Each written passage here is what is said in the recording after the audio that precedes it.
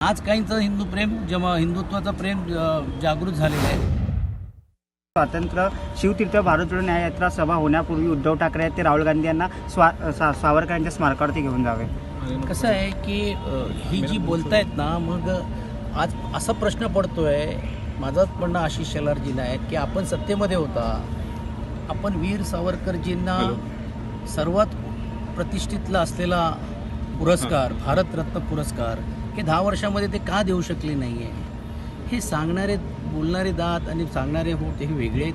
ह्यांचे फक्त बोलवते धणी हे जे ज्या पद्धतीने बोलतात की तिढा निर्माण करून करण्याचा प्रयत्न करतात. हा प्रत्येक व्यक्तीचा स्वातंत्र्य आहे. आम्ही घेऊन जाणार का, आम्ही करणार का, ह्या सर्व गोष्टी जरतरचे न करता त्याचा तो प्रश्न आहे. आणि पण जिकडे वीर सावरकरांची जी भूमिकेच्या बद्दल आमचा विषय हे आम्ही आज नाही ज्या रीतीने बोलण्याचं काम आम्ही प्रत्येक व्यासपीठावरती केलेलं आहे. फक्त काही लोकांना आताच हिंदुत्वाचं प्रेम आलं आहे. मी काही राज्यसभेचे सदस्यांचं पण ट्विट पाहिलं तर ते सांगतायत की बा आता इकडे पहिल्यांदा या स्टेजवरती हिंदू बांधवांनो आम्ही बोलणार, भाषा होणार नाही, वीर सावरकरांच्या बद्दलचं कुठे गौरवगान होणार नाही.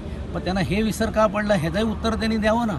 आणि आज काहींचं हिंदू प्रेम हिंदुत्वाचं प्रेम जागृत झालेलं आहे. जे 20-30 वर्ष या कुटुंबाबरोबर राहिलेली लोक आहेत ते आज बोलत आहेत.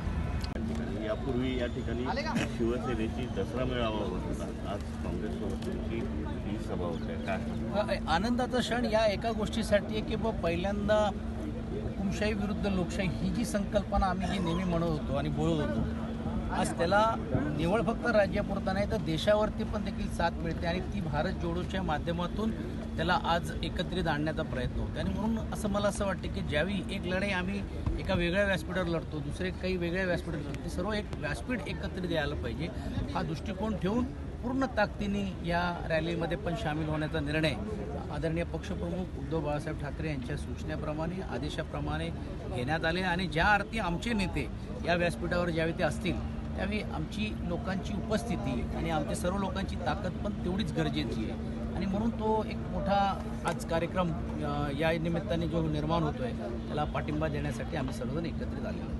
भारत जोडो न्याय यात्रा असं होतं, आता भारत जोडो न्याय मंजिल झाला कसं वाटतं? तो प्रत्येकाचा शब्दप्रयोगाचा विषय आहे. आमच्यासाठी भारताला जोडण्याची गरज आहे. प्रत्येक स्तराच्या लोकांना न्याय ज्या इकडे मिळत आहेत आणि मग जर कोण न्यायासाठी जर भांडत असेल तर त्याला पाठबळ देणं किंबहुना त्याला बरोबर ठेवणं ही सर्वसाधारणपणे एक सामाजिक दृष्टिकोनातून ही जबाबदारी आज निर्माण झाली आणि त्याचा एक भार म्हणून आपण निश्चितपणे ओढण्याचं काम आम्ही करतो. काल निवडणुका जाहीर झालेल्या आहेत. सर्वसाधारणपणे सामाजिक दृष्टिकोन काम आम्ही करतो. काल निवडणुका जाहीर झालेल्या आहेत.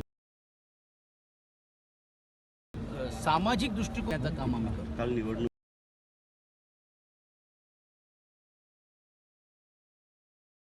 काम आम्ही करतो. काल निवडणूक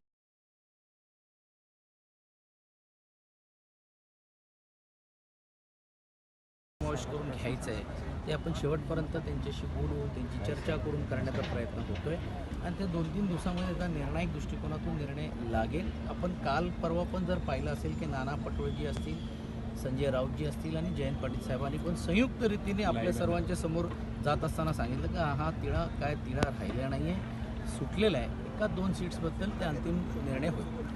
महाविकास आघाडी, वंचित बहुजन आघाडी महाविकास आघाडीत सामील होणार ही व्हायला पाहिजे, ही आमची नाही तर त्या समाजाची अपेक्षा आहे.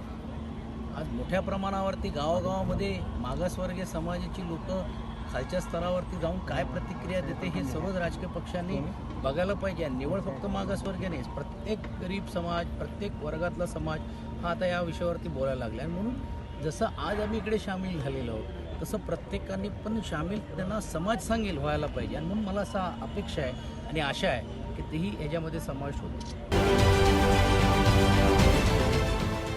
देश विदेशातील प्रत्येक घडामोडींचे लाईव्ह अपडेट मिळवण्यासाठी आता साम टीव्हीच्या सर्व सोशल मीडिया प्लॅटफॉर्मला लाईक, फॉलो आणि सबस्क्राईब करा. तसंच सर्व नोटिफिकेशनसाठी बेल आयकॉन प्रेस करायला विसरू नका.